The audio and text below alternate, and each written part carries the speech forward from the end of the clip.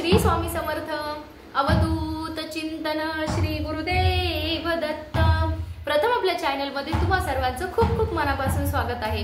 तर आज आपण लिखित नामस्मरण म्हणजे काय तर हे बघणार आहोत। आता खूप जण स्वामींच्या प्रगट दिनानिमित्त लिखित नामस्मरणाची पण सेवा करत आहेत। तर आता नामस्मरण मुळात म्हणजे नामस्मरण ही खूप उच्च कोटीची सेवा आहे आणि आपण आता हे म्हणजे नामस्मरणाचे फायदे किंवा नामस्मरण म्हणजे काय तर आपण हे आपल्या मागच्या एका व्हिडिओमध्ये बघितलेलं आहे आणि ते किती महत्त्वाचं आहे हे देखील आपण बघितलेलं आहे। तर नामस्मरण ही सगळ्यात उच्च कोटीची सेवा आहे आणि मुळात ह्या सेवेला काहीही बंधन नाही। हे सगळ्यात महत्त्वाचं म्हणजे तुम्ही नामस्मरणाची सेवा कोठेही कधीही आणि केव्हाही करू शकता आणि नामस्मरणामुळे तुम्ही खूप लवकर देवाशी कनेक्ट होऊ शकता। ही पण एक महत्त्वाची गोष्ट आहे। तर आता आपण लिखित नामस्मरण तर सेम आहे। आता लिखित नामस्मरण म्हणजे ह्या शब्दातच त्याचा अर्थ दडलेला आहे की एखाद्या देवाचं स्मरण हे आपण जेव्हा लिहून करतो तर त्याला आपण लिखित नामस्मरण म्हणतो आणि सेम आहे। ह्या सेवेला देखील काहीही बंधन नाही, तुम्ही केव्हाही कोठेही आणि कधीही करू शकता। आता आपण बघतो ना की जेव्हा आपण माळेवर जेव्हा नामस्मरण करत असतो ना तर माळेवर नामस्मरण करताना आपलं मन हे लवकर एकाग्र नाही होत। म्हणजे आपण बघतो की आपण ठीक आहे आपण म्हणजे जप हा करत असतो पण आपल्या डोक्यामध्ये बाकीचेच विचार चालू असतात। म्हणजे हे आपल्या सगळ्यांचा प्रॉब्लेम आहे आणि हे होतच म्हणजे खूप क्वचित कोणाचं तरी मन एकाग्र होतं नामस्मरण करताना, नाही तर आपलं मन हे भरकटत असतं। पण याच्या उलट तुमचं लिखित नामस्मरणाचं तसं नाहीये। तुम्ही हवं तर करून बघा।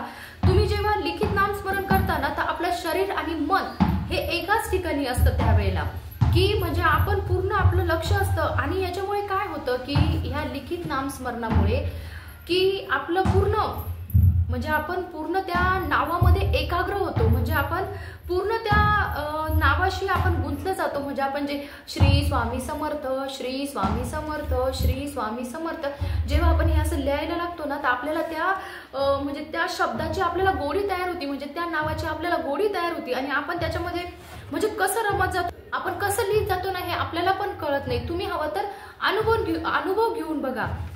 म्हणजे ठीक आहे नामस्मरणाचंच नाही, तुम्ही जेव्हा बघा की तुम्ही एखादी गोष्ट लिहिता ना तर असं नसतं की तुमच्या डोक्यात वेगळे विचार चालू असतात तुम्ही लिहित वेगळं असतं, असं नाही होत बघा तुम्ही। तर लिखित नामस्मरण हे खूप महत्त्वाचं आहे करायचं।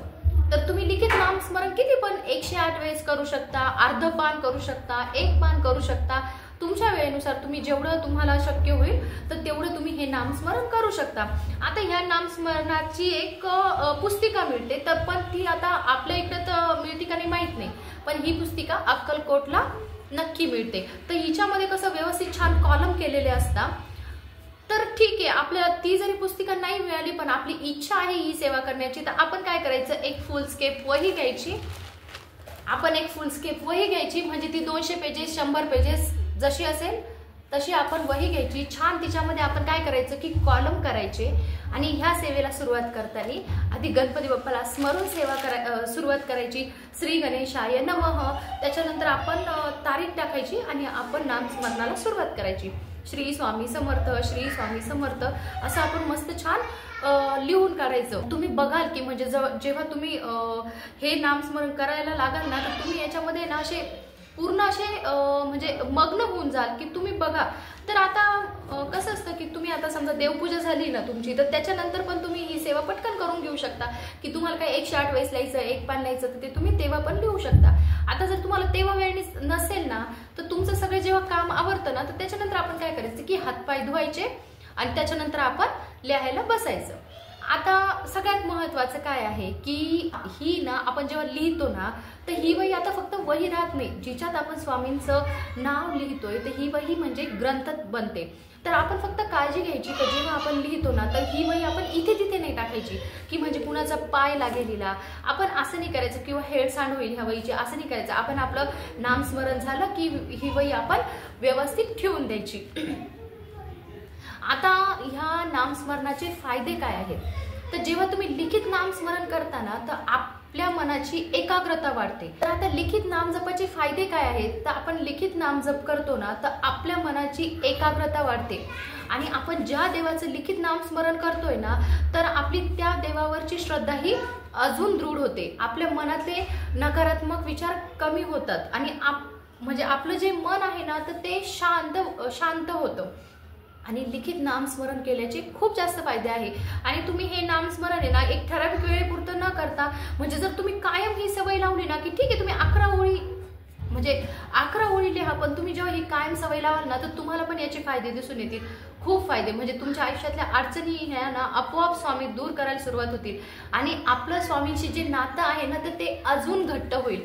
तर तुम्ही बघाल आता सगळ्यात महत्त्वाचं काय की आता ही आपलं नामस्मरण पूर्ण झाल्यानंतर आता ह्या वहीचं काय करायचं। आता तुमचं जेव्हा नामस्मरण पूर्ण होतं तर ही वही तुम्ही अक्कलकोटला जमा करायची असती, पण आता आपल्याला अक्कलकोटला जाणं शक्य नाही, तर तुमच्या जवळचे जे केंद्र असतील ना तर त्याच्यामध्ये तिथे जरी ह्या वह्या जमा करून घेत असेल तर तुम्ही तिथे वही जमा करून द्यायची। आणि तिथे पण जर घेत नसेल तर काहीच हरकत नाही, आपण ही वही छान पॅक करून ठेवायची, आपल्या देवाऱ्याखाली जे ड्रॉवर असतं त्याच्यामध्ये ठेवून द्यायची, किंवा दुसरीकडे जिथे म्हणजे ही वही खराब होणार नाही याची महत्त्वाची काळजी घ्यायची आणि अशा ठिकाणी आपण ही वही ठेवून द्यायची। आणि आपण जेव्हा तुम्ही किती दिवसानंतर अक्कलकोटला जा तुम्ही ही वही तिथे जमा करून द्यायची। आता आपण बघतो की अक्कलकोटवरून आपल्याला जी विभूती देतात किंवा जे म्हणजे प्रसाद म्हणजे असे तांदूळ आणि डाळ ते प्रसाद जो देतात ना तर तो ह्या नामस्मरणाच्या वह्यांच्याच कागदांमध्ये दिलेला असतो बघा, तर त्याच्यामुळे आपण ही अक्कलकोटला वही जमा करायची। तर ठीक आहे, आता म्हणजे माझी पण खूप इच्छा आहे लिखित नामस्मरण करण्याची। मी पण लिखित नामस्मरणाची सेवा नक्की करणार आहे। व्हिडिओ आवडला असेल तर चॅनलला सबस्क्राईब करा, व्हिडिओला लाईक करा। श्री स्वामी समर्थ।